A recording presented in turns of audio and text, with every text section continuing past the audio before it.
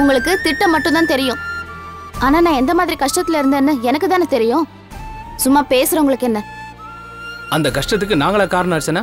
நீ தானம்மா. எதுக்காக நீ வேலைக்கு போனோம்? எதுக்காக வீட்டை விட்டு போய் கெஸ்ட் ஹவுஸ்ல தங்கணும்? அவ திட்டினதை மட்டும் பெருசா எடுத்துக்கிறியா அர்ச்சனா? நீ பண்ணதை கொஞ்சம் யோசிச்சு பாரு. உன் மேல மட்டும் இல்ல, என் மேலையும் தான் சௌந்தர்யா கோவப்படுறா. நான் சக்தி குழந்தைய பார்க்க கூடாதுன்னு பிடிவாதமா இருந்தா, இப்ப பாரு அவளே அவங்க வீட்டுக்கு போய் பூஜையில கலந்துக்கிறா. சக்தியோட குழந்தைய எடுத்து கொஞ்சரா. இதெல்லாம் பக்கத்து வீட்டுல இருக்கிறதுனால தான் நடக்குதுமா. எங்கேயோ தனியா இருந்து ஒருத்தர் பார்த்துக்காம இருந்தா இதெல்லாம் நடக்குமாமா? நெருங்கி வந்தாதாமா சொந்த பந்தெல்லாம் பலப்பட அர்ச்சனா. நல்ல வேளை இப்பவாவது உன் வீட்டுக்கு போகணும்னு தோணுச்சே. அது வரைக்கும் சந்தோஷமா. கவுன்சிலிங்ல ஏன் அப்படி சொன்னான்னு கேளுங்க. ஏன் நீ கேட்க வேண்டியதானே? அவ உன் நாத்தனார் தானே. என்கிட்ட பேசாதவங்க கிட்ட எனக்கு என்னங்க பேச்சு? பாரு, பேசாதவங்க என்ன பத்தி ஏன் விசாரிக்கணும்? கவுன்சிலிங்ல நான் என்ன சொன்ன அவங்களுக்கு என்ன? ஏங்க அதனால பாதிக்கப்படுறது ஏன் தம்பி தானே? திலீப் என் தம்பி தானுங்க. ஓஹோ, ஆமா ஆமா. பாவம் எவ்வளவு நல்லவர் தெரியுமா அவரு. அவருக்கு ஒரு கஷ்டம்னா எப்படிங்க என்னால தாங்கிக்க முடியும்? ஆமா மாமா, நம்ம எதுக்காக இங்க நிக்கணும்? அதான் சாமி கும்பிட்டோம்ல, வாங்க போலாம். என்னங்க நம்ம எதுக்காக இங்க நிக்கணும்? சாமி கும்பிட்டு தானே வந்து, வாங்க நம்ம போய் சாமி கும்பிடலாம். போலாம். போ போ. அண்ணி பாத்து. அதானே பார்த்தேன். எங்க பாசத்தை கெஸ்ட் ஹவுஸ்லயே விட்டுட்டு வந்துட்டியோன்னு பார்த்தேன். மனசுக்குள்ள நிறைய பாசத்தை வச்சுக்கிட்டு வெளியில கோவத்தை காட்டி நடிக்கிறியா நீ? திலீப் பண்றது நியாயமே இல்ல. என்னதான் கோவமா இருந்தாலும் டைவர்ஸ் வரைக்கும் போகணுமா? அவர் நினைக்கிற மாதிரி அர்ச்சனா தப்பு பண்ணவளாவே இருக்கட்டுமே, அதெல்லாம் பேசி தீர்த்துக்கணும். அதை விட்டுட்டு இப்படி ஒரு முடிவெடுத்தா என்னங்க அர்த்தம்? அவனும் அவசரப்பட்டுட்டான் சௌந்தர்யா. அதனாலதான் அர்ச்சனாவை எங்க வீட்டுக்கு கூட்டி வந்துட்டேன். ஆமா, இதுக்கு உங்க மிஸ்ஸஸ் எதுவும் சொல்லலையா? அவளை பத்தி தான் உங்களுக்கு தெரியுமே. நாம ஒரு திசையில போனா அவ ஒரு திசையில போவா. அப்ப அர்ச்சனாவை கூட்டி வாங்கன்னு கெஞ்சினா. இப்போ திலீப் பக்கம் சேர்ந்துட்டா. நாளைக்கே திலீப் மேல ஏதாவது கோவம் வந்துட்டா அப்போ அர்ச்சனா பக்கம் சேர்ந்துக்குவா. அவளை எப்பவுமே நான் கவனிச்சுக்கிட்டு தான் இருக்கேன். ஆனா அந்த மங்கள விஷயத்துல தான் நான் ஏமாந்துட்டேன்.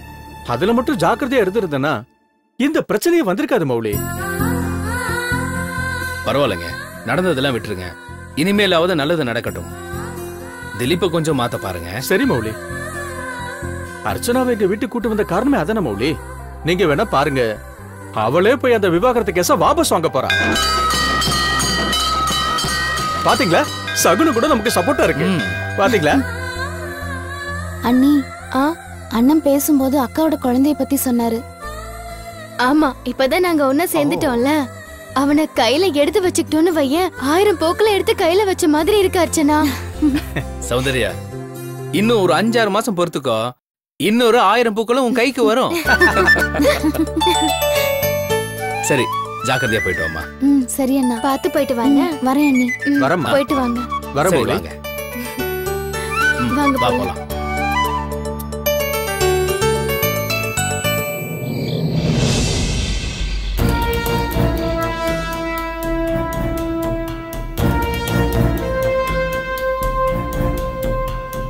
என்னங்க? என்னதம்மா இது? இந்தாங்க காஃபி. Thank you.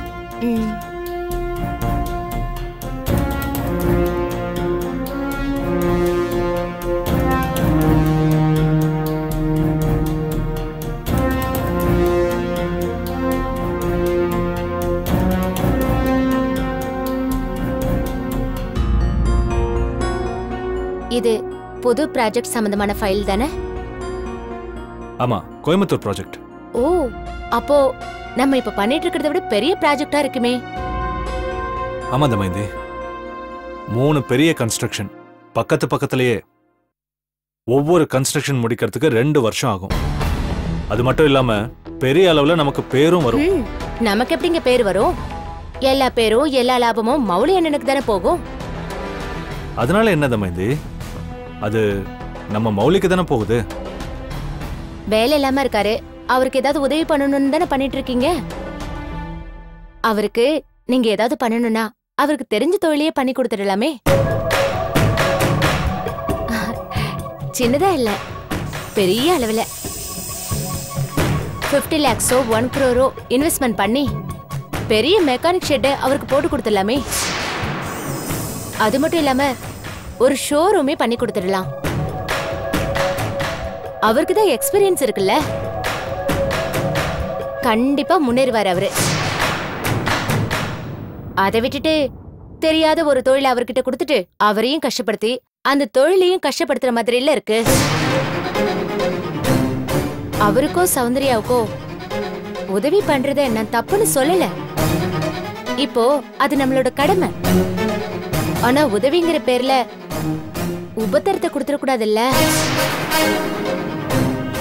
அது மட்டும் இல்ல, இன்னொரு விஷயங்க, இப்படி சௌந்தர்யாவோட விஷயத்துல ஆரம்பிச்சதுல இருந்துதான் நமக்குள்ளேயே சங்கடம் வந்துச்சு. அதனால நான் சண்டைக்கோ விவாதத்துக்கோ வரல.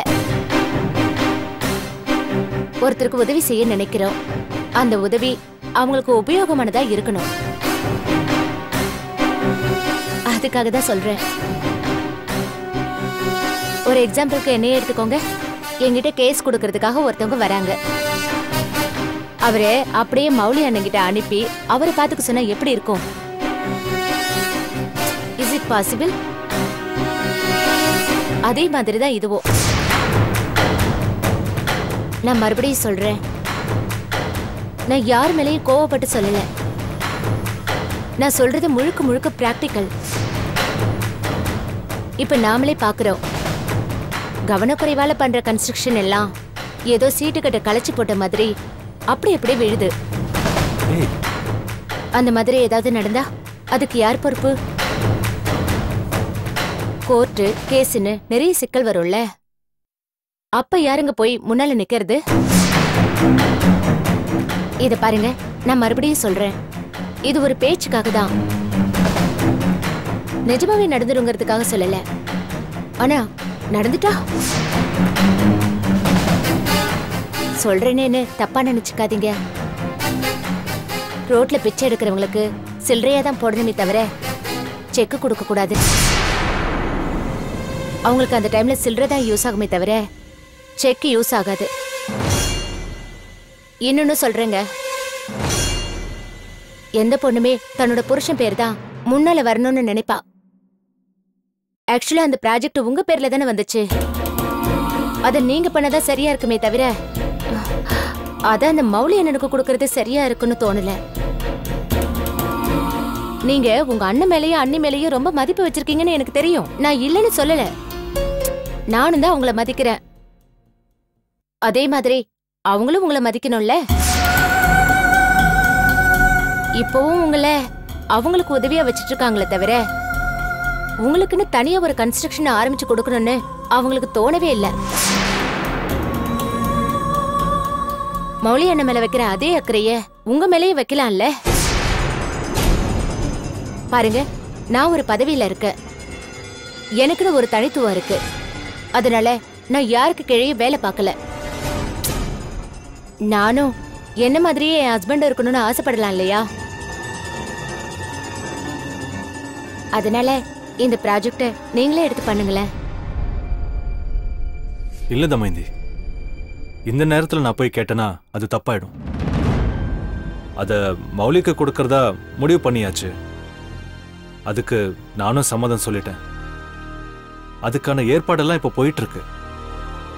இப்ப போய் நான் அதை பத்தி கேட்டேனா அவங்கள கன்ஃபியூஸ் பண்ற மாதிரி ஆயிடும். அதனால வேண்டாம். இப்பதான் மௌலிக்கும் சௌந்தர்யாவுக்கும் ஒரு சந்தோஷம் வந்திருக்கு. அவங்களோட குழந்தை விஷயத்துல 2 பேருமே விரக்தியில இருந்தாங்க. அதுல இருந்து அவங்க வெளியே வர இந்த பிசினஸ் அவங்களுக்கு உதவியா இருக்கும். இத பாரு தமயந்தி, இந்த ப்ராஜெக்ட் தான் கடைசிங்கிற மாதிரி எதுவுமே இல்ல. இனிமே ப்ராஜெக்ட் வந்துகிட்டே தான் இருக்கும். அப்படி வரும்போது எனக்கு கண்டிப்பா வரும். சரியா? அத பத்தி நீ வரி பண்ணிக்காத. Be cool. ஓகே, நான் அதை வந்துடுறேன்.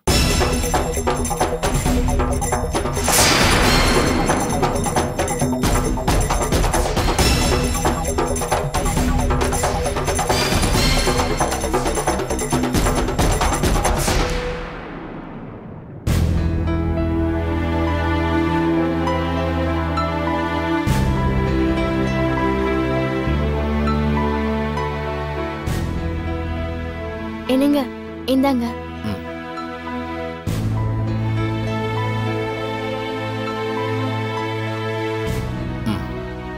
அர்ச்சனா விஷயத்துல நாம ஏதாவது தப்பு பண்ணிட்டோமா சௌந்தர்யா? நாம என்னங்க பண்ணோம்? அன்னைக்கு அவளை பார்க்கறதுக்கு கெஸ்ட் ஹவுஸ் போயிருக்கும் போது நீ அவளை கோச்சிக்கிட்டியே, அது அவளோட மனசுல இருக்குல்ல? பேசும்போது கூட அதை நினைச்சுதான் அவ பேசுறா. சரிங்க, நான் பேசினது தப்பாவே இருக்கட்டுமே, அதனால நல்லது தானங்க நடந்திருக்கு. அப்படி நான் பேசியிருக்கலனா கெஸ்ட் ஹவுஸை விட்டுட்டு நம்ம வீட்டுக்கு வந்திருப்பா இல்லைங்க. உங்க அப்பா வீட்டுக்கும் போயிருந்திருக்க மாட்டா, ஏன்னா அது தமைந்து இருந்த வீடுங்க. எங்க அண்ணன் வீட்டுக்கும் போயிருக்க மாட்டா, ஏன்னா இப்ப தமைந்து அங்க இருக்கிற வீடுங்க. அதனால அவ இங்கதான் வரணுங்க. அப்படி இங்க வந்திருந்தான்னா திலீப்புக்கும் அவளுக்கும் இருக்கிற கேப் ரொம்ப அதிகமா இருக்குங்க. நம்ம சைடுல அவ எங்கேயுமே வர முடியாதுன்னு தானே அவ மாமா கூட போயிருக்கா.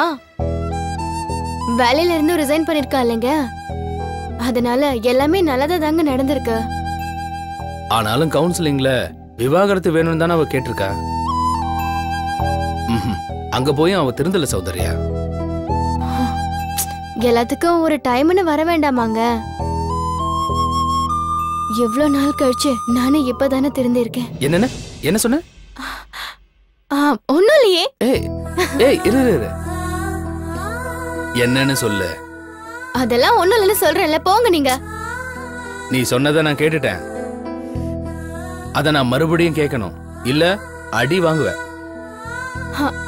போங்க, அதெல்லாம் ஒண்ணும் இல்லைங்க. அது அப்பெல்லாம் நான் ரொம்ப பிடிவாதமா இருந்தேன் இல்லைங்க. அதனால அமைதி இல்லாம சந்தோஷம் இல்லாம இருந்ததுங்க. கோபத்திலயும் வெறுப்புலயும் தாங்க இருந்துட்டு இருந்தேன். அதுக்கப்புறமா சத்யநாராயண பூஜைக்கு போனதுக்கு அப்புறம் தாங்க என் மனசு ஓரளவுக்கு மாறுச்சு. அதுக்கப்புறமா என் மருமகனை நான் தொட்டதுக்கு அப்புறமா முழுசாவே மாறிட்டேங்க. அதான் இப்பதான் நானே மாறி இருக்கேன்னு சொன்னேன். ஏங்க, சந்தோஷம் நம்மளுக்கு மட்டும் இல்லைங்க, அந்த வீட்டுல இருக்கிறவங்க எல்லாருக்கும் தான். அதுவும் என் அண்ணன் ரொம்ப சந்தோஷப்பட்டாருங்க. அப்படி சந்தோஷப்படாதவங்க யாராவது இருக்காங்கன்னா அது தமேந்தி மட்டும் தாங்க. சத்யநாராயண பூஜையில கூட அவ முகமே சுத்தமா சரியில்லைங்க. அவளை விட சௌந்தர்யா, அந்த வீட்டுல எல்லாமே சக்தி தானே. அந்த வீட்டுல அவளுக்கு முக்கியத்துவம் கொடுக்கலன்னு அவன் நினைக்கலாம். அதனாலதான் அவ அந்த வெறுப்புல இருக்கா. முதல்ல இருந்த மாதிரி அவ இருந்தா அவளை ஒதுக்கி வச்சிருக்கலாம். இப்ப கல்கியோட மனைவி, அதனால ஒதுக்கவும் முடியாது. அவளை திருத்தறதுக்கு என்ன வழின்னு நாம யோசிக்கலாம். திருத்தவே முடியாதுன்னு நினைச்ச நீயே திருந்திட்ட, அவளை ஏமாத்திரம். என்ன சொன்னீங்க? என்ன சொல்றீங்களா நீங்க? ஏய், என்ன எப்படி வேணா அடிச்சுக்கோ, அடி திட்டு, அதெல்லாம் நான் பெருசாவே எடுத்துக்க மாட்டேன். என்ன பொறுத்த வரைக்கும் என் மருமகனை நான் பார்க்கணும். கவலையே படாதீங்க, நாளையில இருந்து அவன் இங்கே தான் இருக்க போறான். மாமனும் மருமகனும் எப்ப பார்த்தாலும் கொஞ்சிக்கிட்டே இருங்க, நான் கேட்கவே மாட்டேன் எதையுமே.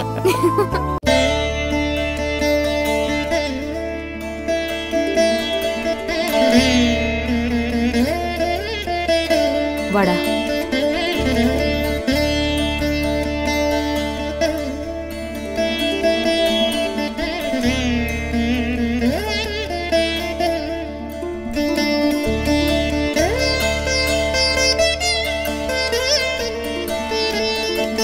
அம்மா, நான் உங்களை ஏமாத்திட்டேனாமா? பொண்ணு பார்க்கறதுக்கு போறதுக்கு பதிலா உங்களை ஹாஸ்பிட்டலுக்கு கூட்டு போயிட்டேனேம்மா. எப்படிலாம் ஆசைப்பட்டீங்க? சிகப்பான பொண்ணு, நீளமான தலைமுடி இருக்கிற பொண்ணு, பெரிய பெரிய கண்ணோட இருக்கிற, படத்துல வர ஹீரோயின் மாதிரி இருக்கிற பொண்ணு. என் கல்யாணத்தோடயா நின்னீங்க? எனக்கு 2 குழந்தைங்கம்மா. அதுல முதல் குழந்தை பொண்ணாதான் பிறக்கணும், நீங்க 2வது தான் பையன். பொண்ணு டாக்டர் ஆகணும், பையன் என்ஜினியர் ஆகணும். ரிட்டையர்ட் ஆனதுக்கு அப்புறம் தான் அவங்க உங்களுக்கு கம்பெனி கொடுக்கணும். என்ன ஸ்கூலுக்கு கூட்டி போய் விட்ட மாதிரி அவங்களையும் நீங்க தான் ஸ்கூலுக்கு கொண்டு போய் விடணுமா? அதுக்கப்புறம் அவங்க வளர்ந்து அவங்களுக்கு கல்யாணம் பண்ணி வைக்கணும். அது கூட நான் பேராசன் தான் சொன்னேம்மா. ஆனா ஒரு தாயோட நியாயமான ஆசைன்னு சொன்னீங்கம்மா. கதை கவிதை எழுதுறவங்க கூட அப்படி கற்பனை பண்ண மாட்டாங்கம்மா. அவங்கள விட நீங்க கற்பனை பண்ணீங்க. ராத்திரி பகல் எப்பவுமே ஏன் கல்யாணத்தை பத்தி தான் பேச்சு. உங்களோட எல்லா எதிர்பார்ப்புகளையும் நான் ஏமாத்திட்டேனேமா. ச்சே, அதெல்லாம் ஒண்ணும் இல்லடா. என் எதிர்பார்ப்பு அந்த நேரத்துல நிறைவேறல. ஆனா இன்னொரு நாள் கண்டிப்பா நிறைவேறும். டாக்டர் என்னை பத்தி சொன்னதுக்கு அப்புறம் கூடவா அப்படி நினைக்கிறீங்க? டாக்டர் என்னடா, மனுஷங்க தானே. அவங்களுக்கும் மேல தெய்வம்னு ஒண்ணு இருக்குல்ல. அந்த டாக்டர் ஒரு வார்த்தை சொன்னாரு, ஆபரேஷனுக்கு முன்னால ஒரு ஸ்பெஷலிஸ்டோட ஒப்பீனியன் வேணும்னு. அப்போ அவருக்கும் மேல ஒருத்தர் இருக்காருல்ல. கடைசியில அந்த டாக்டர் கூட தெய்வத்தை தானே நம்புங்கன்னு சொன்னாரு. சரவணா, யார் நம்புறாங்களோ இல்லையோ, தெய்வத்து மேல எனக்கு நம்பிக்கை இருக்கு. அந்த துணையோட உன்னை நான் மீட்டு கொண்டு வருவேண்டா. உன்கிட்ட ஒன்னு கேட்கணும். இந்த நெஞ்சுவலி உனக்கு முன்னாடியே இருந்தது தானே? அப்பெல்லாம் ஏன்டா என்கிட்ட சொல்லல? எல்லாத்தையும் என்கிட்ட சொல்லுவ, அதை மட்டும் ஏன்டா மறைச்ச? எப்படிமா சொல்றது? எனக்கு சாதாரண தலைவலி வந்தா கூட அப்படி துடிச்சு போயிடுவீங்க. அப்படி இருக்கும்போது இத சொன்னா நீங்க ரொம்ப பயந்துருவீங்கன்னு நினைச்சேம்மா. அது மட்டும் இல்லாம இது இவ்ளோ சீரியஸா இருக்கும்னு நான் நினைக்கவே இல்லை. சாதாரண நெஞ்சு வலின்னு தான் நினைச்சேன். நெஞ்சு வலி வரும்போதெல்லாம் மாத்திரையை போடுவேன், சரியாயிடும். என்னடா நீ இவ்ளோ படிச்சிருந்து இப்படி முட்டாள்தனமா நடந்துகிட்டியே? இந்த உண்மை இப்ப தெரிஞ்சது கூட நல்லதா போச்சுமா. இல்லனா நீங்க ஆசைப்பட்ட மாதிரி ஏன் கல்யாணம் நடந்து ஒரு பொண்ணு இந்த வீட்டுக்குள்ள வந்திருந்தா என்ன ஆயிருக்கும்? அவ வாழ்க்கையும் சேர்ந்துல நாசம் பண்ணிருப்பேன். அன்னைக்கு ஒரு வார்த்தை சொன்னீங்கல்ல, என்னோட பேரன்களுக்கு டாடா காட்டுவேனோ இல்ல போட்டோல இருப்பேனோன்னு. இப்ப உங்களுக்கு முன்னால நான் தாமா போட்டோல இருக்க. இனி ஒரு தடவை அந்த வார்த்தையை சொல்லாதடா. எனக்கு நம்பிக்கை இருக்குடா, உனக்கு ஒண்ணும் ஆகாது. வாழ்க்கையில தோத்துடுவேன்னு நினைச்சிருந்தா நான் என்னைக்கோ போய் சேர்ந்திருப்பேன். போராட முடியும், ஜெயிக்க முடியும். அந்த தைரியம் எனக்கு இருந்ததுனால தானே இவ்ளோ தூரம் நான் வந்திருக்கேன். அந்த தைரியம் எனக்கு எப்பவுமே இருக்கு. நீ மட்டும் பயப்படாம இருடா.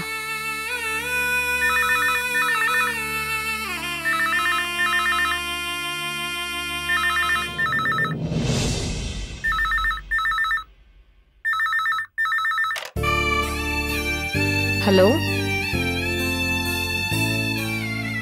சொல்லுங்க. உங்க போனுக்காக தான் வெயிட் பண்ணிட்டு இருந்தேன். கோபால் சொல்லியிருப்பாரே. ஆமா, 2 கிரவுண்டு. ஆமா, பேங்க்ல லோன் போட்டு கட்டினது. அந்த லோன் கூட முடிஞ்சிடுச்சு. அதோட டாக்குமெண்ட்ஸ் என்கிட்ட தான் இருக்கு. இல்ல அதெல்லாம் எனக்கு தெரியாது. ரியல் எஸ்டேட் சைட்ல அவ்வளவா எனக்கு பரிச்சயம் கிடையாது. அவசர தேவை, பணம் தேவைப்படுது, அதனால தான் விக்கிறேன். மத்தபடி மார்க்கெட் வேல்யூ, பில்டிங் வேல்யூலாம் எனக்கு தெரியாது. நீங்க தான் சொல்லணும். இந்த விஷயத்தை இழுத்துக்கிட்டே போக வேண்டாம். வந்து பார்த்ததும் முடிச்சிடுங்க. இன்னைக்கே வந்துடுங்க. வச்சிடுறேன். ஓகே. வீட்டை விற்க போறீங்களாமா?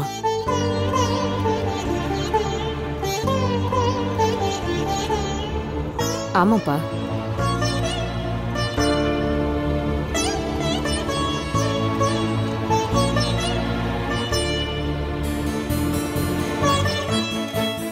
கஷ்டப்பட்டு கட்டின வீடாச்சேமா. வீடு தானே, கல்லு மணல்ல கட்டினது தானே. இதுவாடா முக்கியம்? நீ பொழைச்சு வந்து சம்பாதிக்க ஆரம்பிச்சேனா இது மாதிரி 10 வீடு வாங்கலாம்டா. நான் தான் சொன்னனே, உன்னை காப்பாத்துறதுக்காக நான் என்ன வேணாலும் செய்வேன்னு. போட்டோல இருப்பேன்னு சொன்னியே, நிச்சயமா இருப்ப. அது நீயும் உன் பொண்டாட்டியும் சேர்ந்து எடுத்த கல்யாண போட்டோல.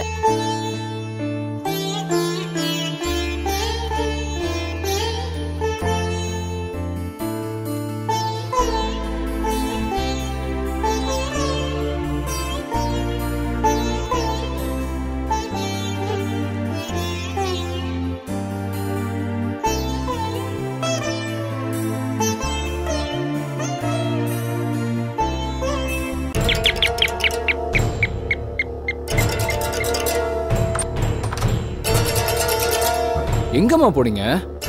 காலையில இருந்து உங்களை தேடிட்டே இருக்கேன் தெரியுமா? டிஃபன் கொடுக்க கூட யாரும் இல்ல. கொஞ்ச நாள் பொறுத்துக்கடா. அப்புறம் டிஃபன் என்ன விதவிதமா சமைச்சு போறதுக்கு ஒரு ஆளே வந்துட போறா. யாருமா? உன் சம்சாரம் தான்டா. டேய், நான் சொல்றது இப்ப இருக்கிறவள இல்ல, இனிமே வரப்போற புது மருமகளை பத்தி சொல்றேன். உளறாதீங்கம்மா. இல்லடா, அதுக்கான ஏற்பாடெல்லாம் நான் பண்ணிட்டு தான் வந்திருக்கேன். நான் கோவிலுக்கு போகும்போது அடிக்கடி ஒரு அம்மாவை பாப்பேன்டா. அவங்க ஒரு கல்யாண புரோக்கர்னு எனக்கு இப்பதான் தெரிஞ்சது. பெருசா ஒரு ஆபீஸ் போட்டு நடத்திக்கிட்டு இருக்காங்களாம். இன்னைக்கு எதேச்சே பேசிட்டு இருக்கும்போது அத சொன்னாங்க. எனக்கு உடனே ஓ ஞாபகம் தான் வந்தது. உடனே உன்னை பத்தி நான் அவங்க கிட்ட சொன்னேன். அதுக்கப்புறம் என்ன அவங்க ஆபீஸ்க்கு கூட்டிட்டு போய் பொண்ணோட போட்டோவையும் கொடுத்தாங்க, பொண்ணோட ஜாதகத்தையும் கொடுத்திருக்காங்க. திலீப், இத பாரேன். நான் எதுக்குமா பார்க்கணும்? அதுக்கு இல்லடா, பிடிச்சிருச்சுன்னா அதுக்கப்புறம் பேச ஆரம்பிக்கலாம்ல.